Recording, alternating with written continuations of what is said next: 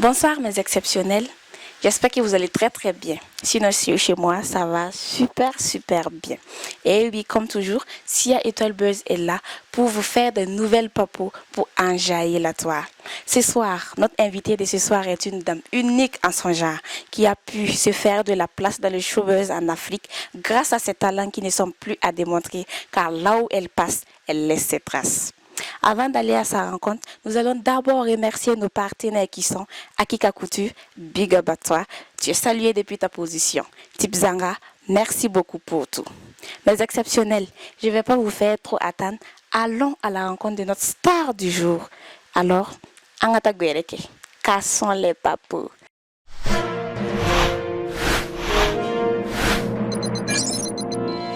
Bonsoir madame, Bonsoir, comment vous allez? ça va très bien. Et chez toi? Oui, ça va, on ne se plaint pas.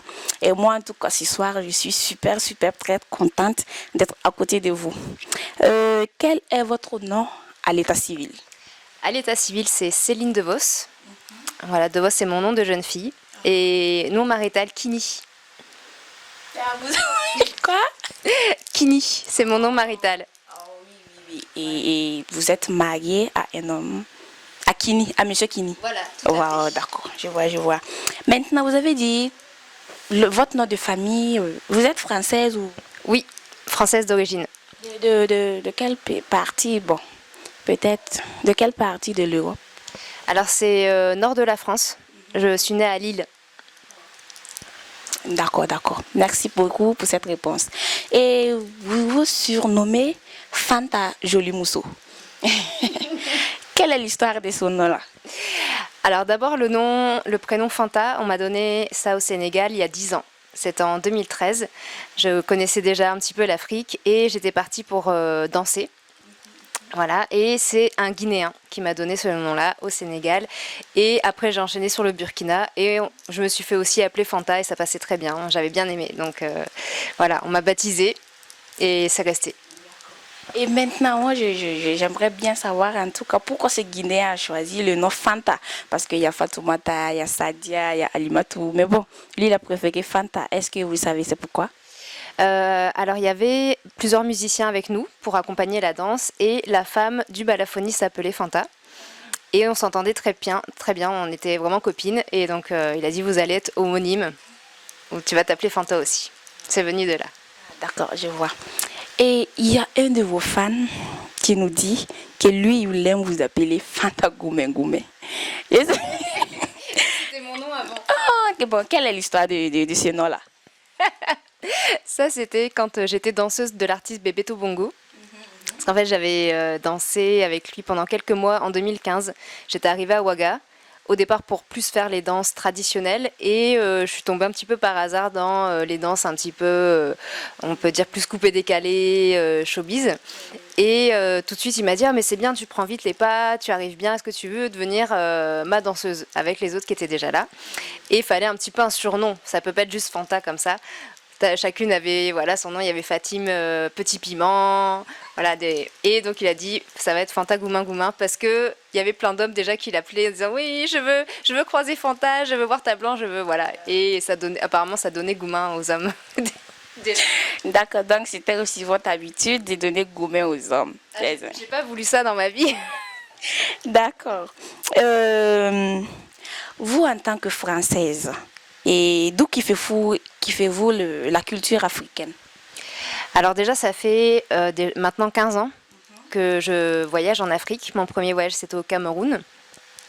Et ça a été directement une révélation. Déjà, je ne sais pas vraiment l'origine de mon envie de venir en Afrique, mais je faisais des rêves où je partais en Afrique. Donc j'avais très envie.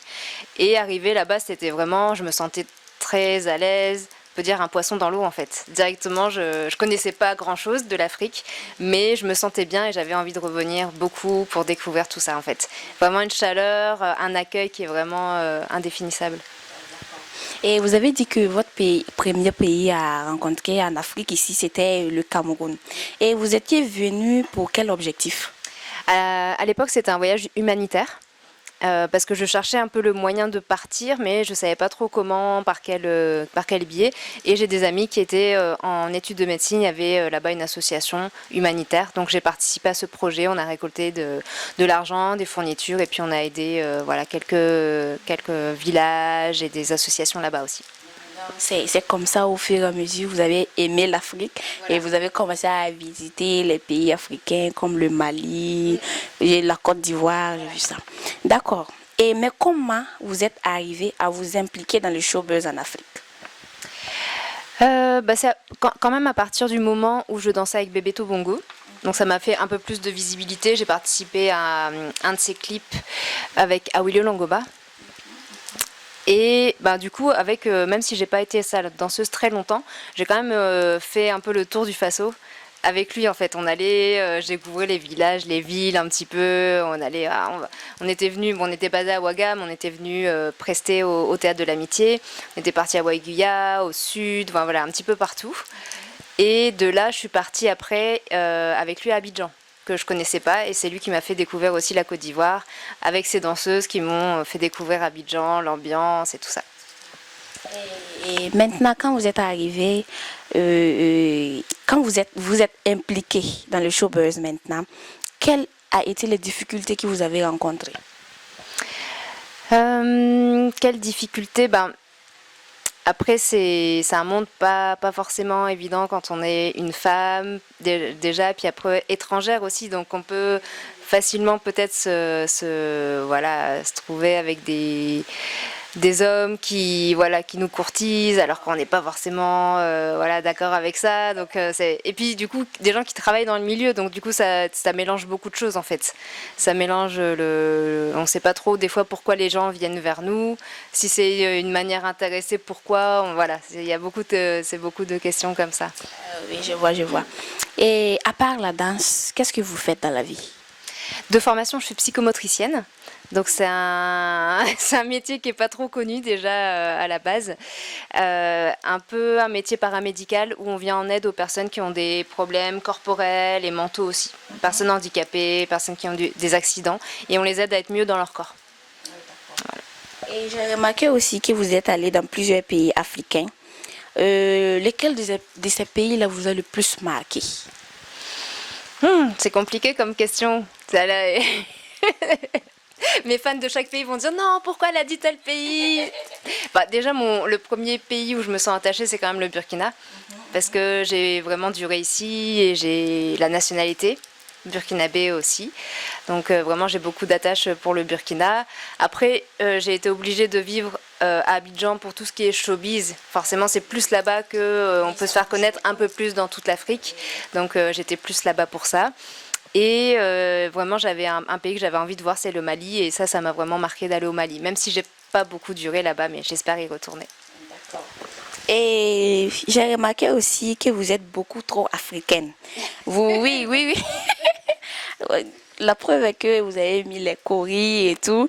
Et il y a un de vos fans qui nous a dit que lui, il vous a déjà vu boire de la bouillie.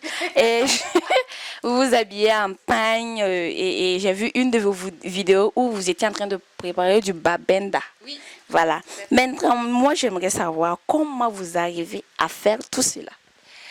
En fait, c'est la passion, et puis c'est tout simplement ça, parce que j'aime ça en fait. Je me force à rien faire. Il y a des choses qu'on peut me dire, il faut faire ça, mais si je le sens pas, je fais pas en tout cas. Mais si j'ai envie, là, babenda, c'est ça que je mange un peu moins ça, parce que je suis plus à bobo. C'est plus les gens de Ouaga qui mangent ça.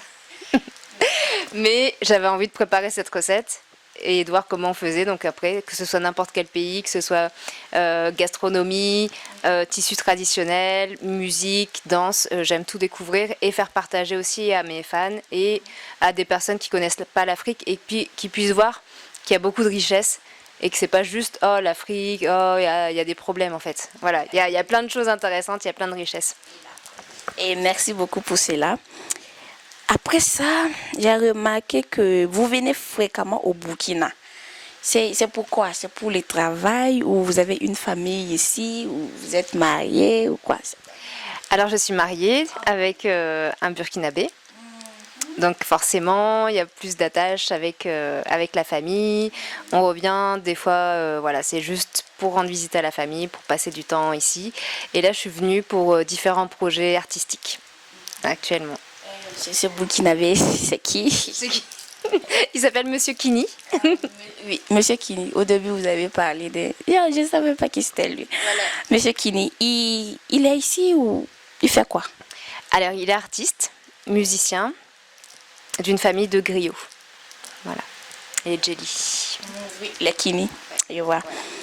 Et vous venez de dire que vous êtes marié. Comment est-ce que votre mari réagit face à vos tournées?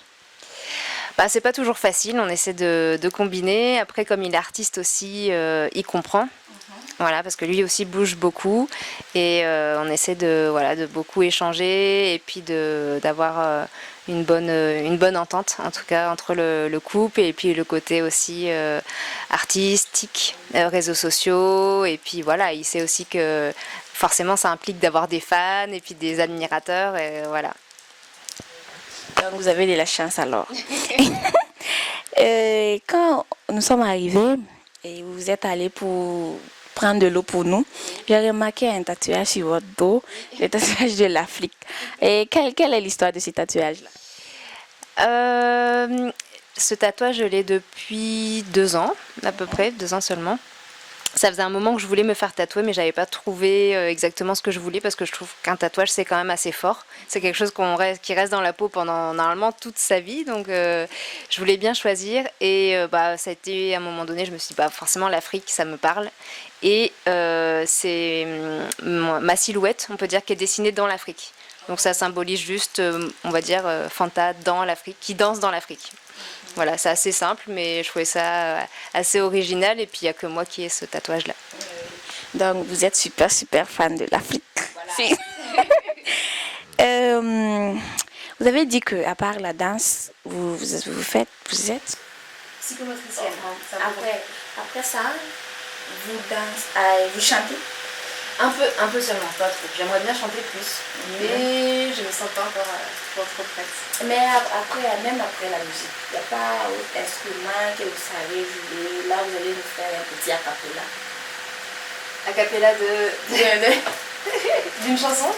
Bon, même si ce n'est pas d'une chanson, d'un instrument que vous savez jouer. Alors, je joue un petit peu de balafon.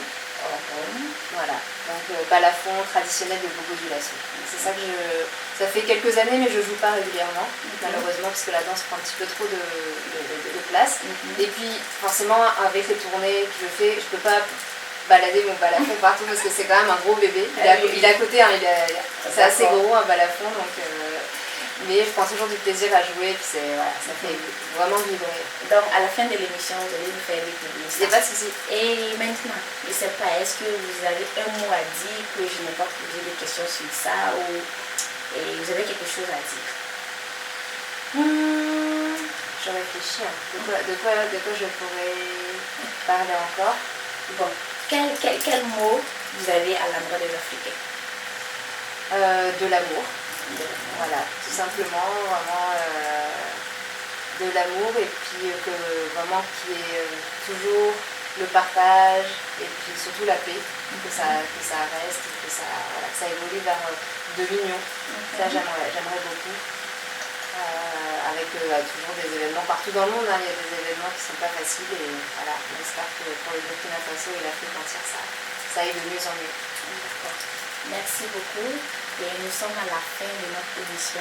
Merci à vous tous qui avez suivi l'émission, partagé, jeté le cœur, tapoté. Ciao!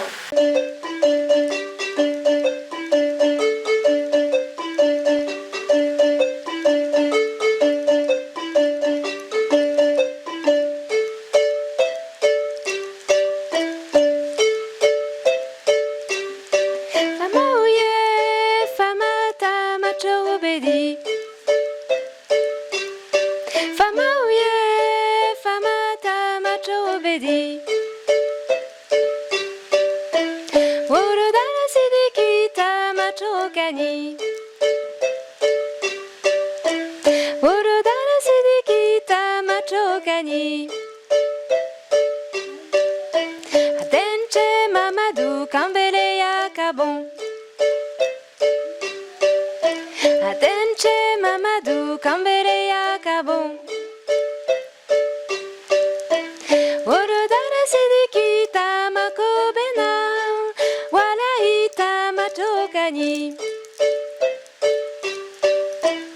Orodara sidiki tamako bena, wala ita matokani.